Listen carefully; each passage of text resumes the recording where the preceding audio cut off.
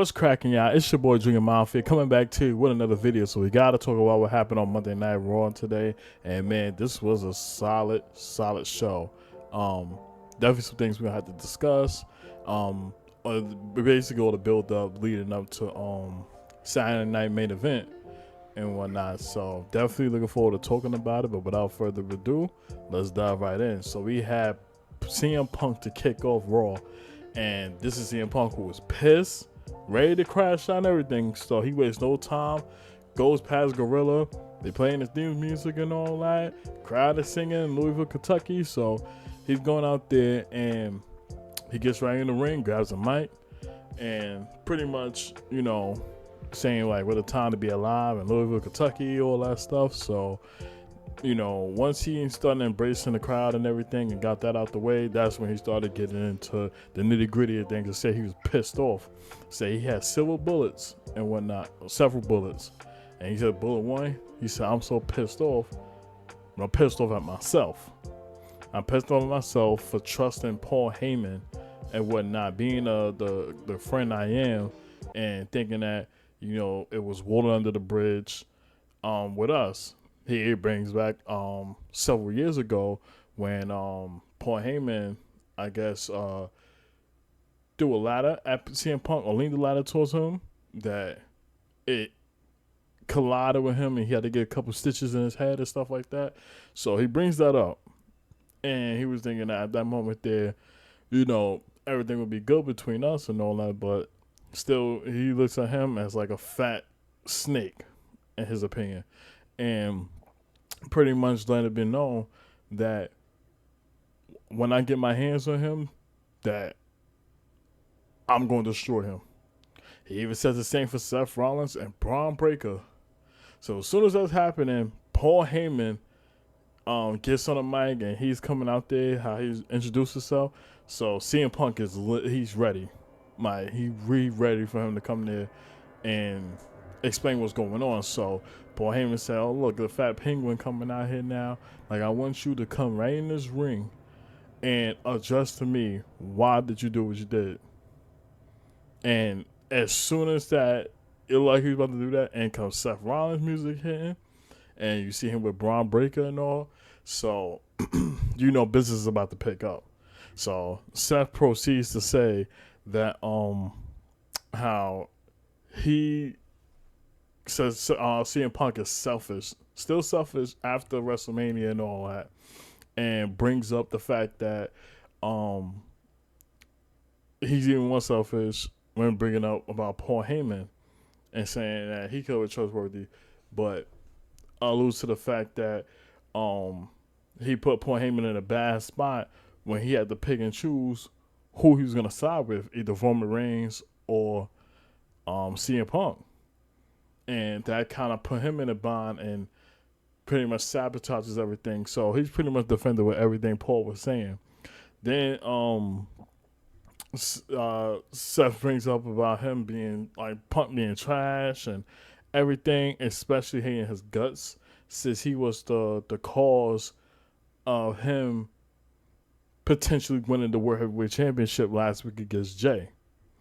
And you know how Seth hates you for CM Punk, how it boils him, how it can always be in his head, and something he just can't get rid of. So he brings up about how Punk loves punishment and everything, and wants to die a martyr and all that stuff. And he was saying that he can arrange that, and proceeds to send Braun Breaker into the ring to handle CM Punk. But Punk was ready. He didn't waste no time. He grabbed the microphone. He started putting on an attack on Braun Breaker and all. So it wasn't going to last that long, because this is when Braun Breaker probably was going to have the upper hand and then get down to business. So as he's doing that, he in full control. You see Seth Rollins like he was getting ready to get his attack on. But before that even happens, in comes Sami Zayn from out the crowd. And he goes on the attack of Seth Rollins and all, and try to get to Braun Breaker and whatnot. And, put on a little offense in, but that wasn't going to be enough. Of course, Braun Breaker definitely was going to shake off that and showcase his dominance. So right when that's about to go down and whatnot, and Seth Rollins seeing this opportunity, okay, I'm able to sex Sami Zayn now. Jay comes in out of nowhere, hits Seth with a super kick and all, and you know he started going on attack mode on both Seth and Braun Breaker, but of course you know it wasn't going to be enough, and as soon as they probably got in control yet again, you see Sammy go in there with a chair and looking to go on attack mode with them. Then you um see a Punk with a chair and all that. Then they gave one to Jay. So now they just you see Seth and Braun Breaker retreating, and you see CM Punk, Sami Zayn, and Jey Uso standing tall yet again in the ring and whatnot, and let it be known like we're here to stay. Like anything we had planned for us to try to pack us up ain't happening. So I love the way how that kicked off the show. It was very interesting, and I was definitely looking forward to what is to come, at the show and will lead up to it. So, due to the duration of the match, after because I don't want to gloss over this, we had a match between Penta and Chad Gable, especially after the situation that happened when at Backlash, where El Grande Americano, who's as Chad Gable, caused Penta that match, against Dominic Mysterio for the Intercontinental Championship, and he ended up losing. So, now they had that match go. Before that even happened, Pat McAfee makes a return and whatnot, and pretty much was showcasing his injuries, from the hands of Gunther, even bringing up about one of his eyes, it was kind of red, the left eye. So he pretty much was showcasing that, but the crowd was embracing him as well. So he had a standing ovation. So to give him respect for that, for going into the ring and doing what he's doing. Because let's keep it a stack. People can think they can get in the ring and showcase their dominance and say they got skills and all, but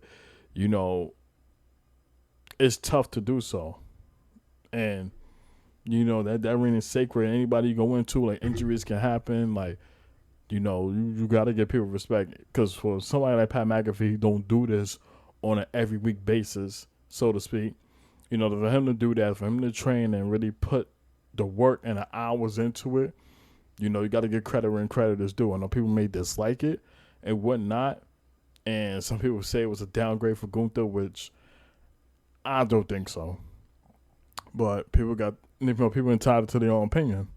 But nevertheless, like that's how I personally feel. So I want to give my respect for Pat McAfee for doing that.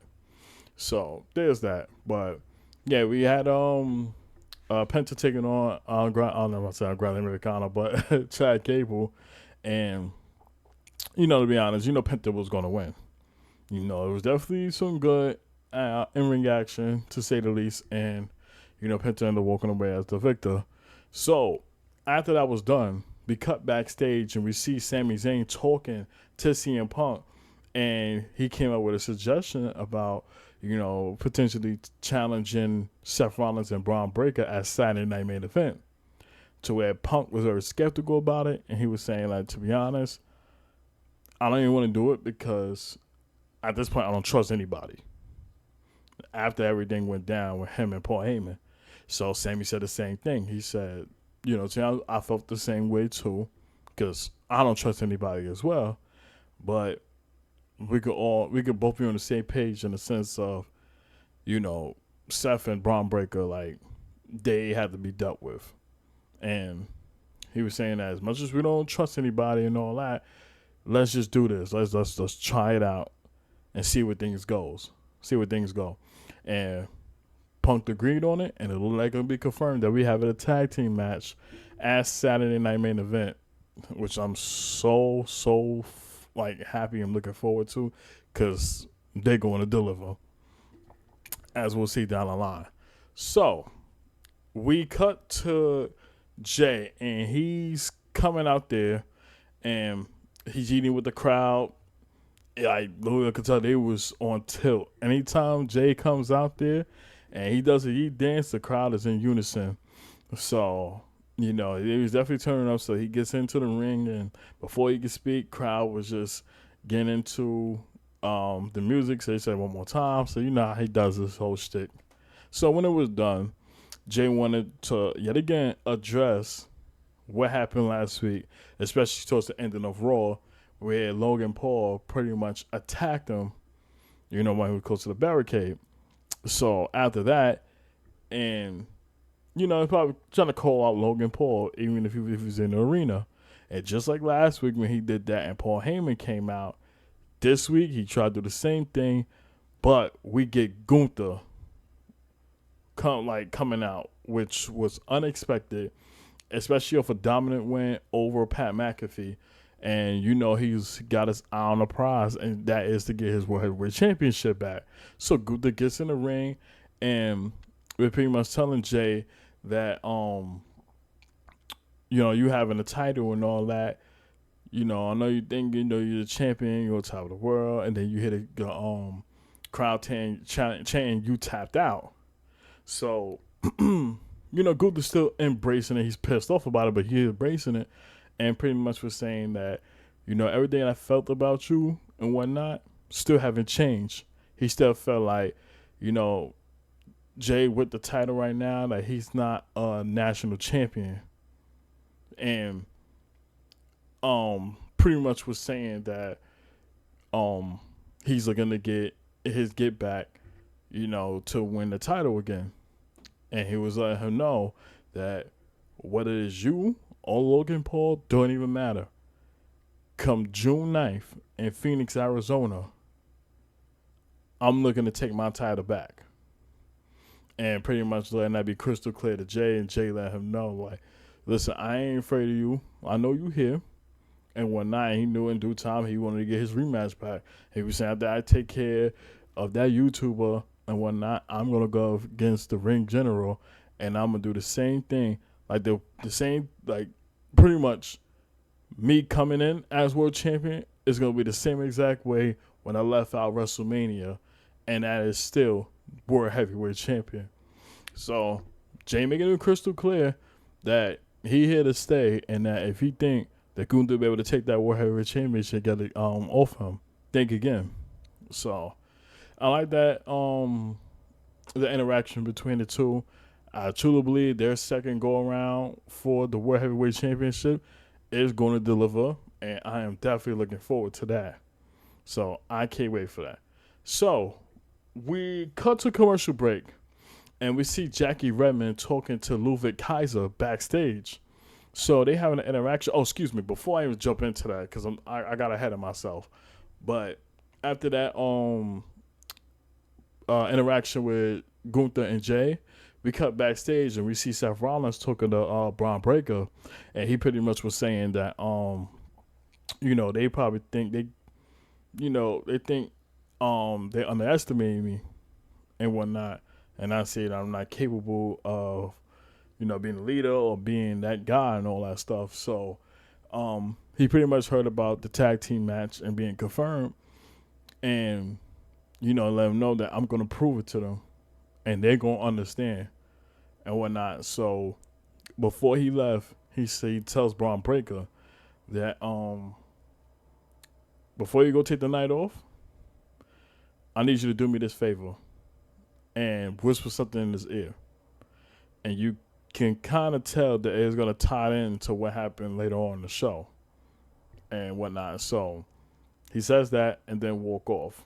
But you see the smirk on Braun Breaker's face. So when we come back to commercial break and whatnot, you see Jackie Redmond talking to Ludwig Kaiser. You know, he's basically explaining something about being in an Intercontinental Championship match and whatnot, and potentially have a title around his waist by the end of the year, because even Jackie Redmond brought it up. But in the midst of that happening, you hear a whole lot of collision going on in the background, but people don't know what's going on. So we see Jackie Redmond cut right into the action was happening, and you see Jay laid out and whatnot, and Braun Breaker right there. So I guess that was a call from Seth Rollins to pretty much pack up Jay and to make a statement. And then you see all the JG security guards go there and stuff. And then you see Sammy to go there to make sure he was good and everything. So, you know, this is, you know, Seth pretty much showcasing his dominance and what he's capable of if people don't fall in line. So um, that was really crazy, and I kind of expect that coming from Seth Rollins. So we'll see how things goes leading into next week. And we had a match with AJ Styles versus Finn Balor, which, let's be honest with you, Finn was gonna lose. Like, it's crazy now. We look at Finn Balor and this man could potentially lose match after match after match after match. Where a couple of years ago, it was totally different, and he was somebody you could take serious. Now he looked like an absolute joke. But you had the Judgment Day out there on ringside and stuff like that, and they put on a good match, both of them, and whatnot. But just like when Judgment Day was trying to interfere and whatnot to try to get the win for Finn Balor, Penta ended up coming in and pretty much clean the house with them, which caused a distraction from Finn Balor to where AJ Styles was able to capitalize onto it, and he was able to pack him up for the 1, 2, 3, and came out as the victor. So I do see Finn Balor leaving the Judgment Day. Either they're kicking him out, or he does something that just separate himself from them. So we'll see how things go, when it comes down to that. But I don't envision the circumstance that Finn Balor stays in the Judgment Day after everything going on. So there's that. So then we have Becky Lynch, who was coming out to the ring. And Sammy, what am I saying? Becky Lynch gets into the ring, and she pretty much recapping everything that happened at Backlash, and was saying that that she didn't lose that match. That Lyra lost that match because she had to go to the hospital, because of her, her arm, and then I think her nose had got broken, if I'm not mistaken. So there was that, and then how she said that she gave Lyra the best match of her career. Then brings up like she almost walked away from WWE a year ago because when she was champion, the crowd wasn't like all into it, and they hated it. So she looked at a situation where, like, if I'm not here to win championships and all that, what's the purpose of me being in WWE? Because that's like the goal in a lot of people's heads. When they make it to WWE, they want to win titles, they want to put on classic matches and all that, so they can be that center face. So yeah, that. And then she brings up about if this is how y'all will paint this picture at me, I think I'm selfish. I think that I'm cutthroat, and I'm not looking to build up the other like women's in the locker room and all that. Fuck it, I'm gonna embrace it. So she said, well, I am whatever y'all say I am. Like it sounded like an Eminem type of reference. So, and even Pat McAfee brought it up on commentary, but she was saying that, going forward, I'm like, whatever y'all want to call me, that's what I'm going to be. So if I think I'm selfish, I'm selfish. I think I'm greedy. If I'm cutthroat, I'm cutthroat. And, let it be known, like any other women in the locker room who was happy that I was gone and all that, like, now you have a fired up Becky Lynch right now who don't give a damn about all of y'all. And y'all thinking about, she gonna help lift up this women's locker room. No, she's gonna take everything and don't give a fuck who it is. So this is a Becky Lynch now who is just straight cutthroat, who don't care about anybody else but her, and making a clear statement that if you looking for her for guidance and to help you out in this business, especially for the women's, forget it. She's just on a different level now. And the way she came out there and crashed out the way she did, it let it be known. Like, this is a whole different side of Becky Lynch now, who is not the type to hold hands and,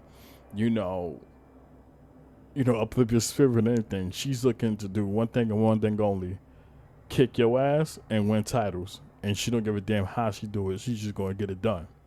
So I like that side of her, and we've been looking for Becky to unleash that for quite some time. So I'm definitely excited for that. And then, of course, we had the main event match. The tag team of Io and Rhea taking on Roxanne Perez and Julia. In my opinion, this was very good. I enjoyed it. Very good spots that happened on there too, and whatnot. And then towards the tail end of it,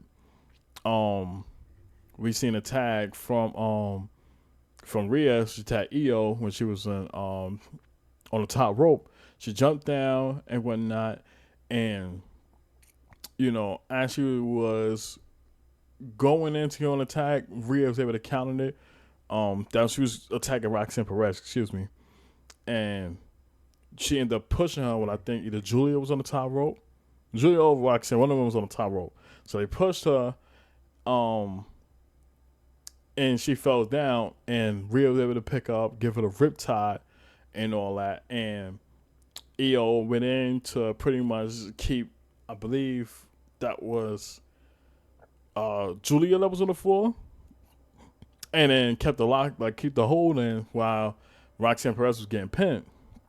So of course Io and Rhea wins the match, but it's afterwards where you saw Rhea Ripley look at the title and whatnot, and Io wasn't paying attention, but Rhea kept her eye on the Women's World Championship that whole entire time.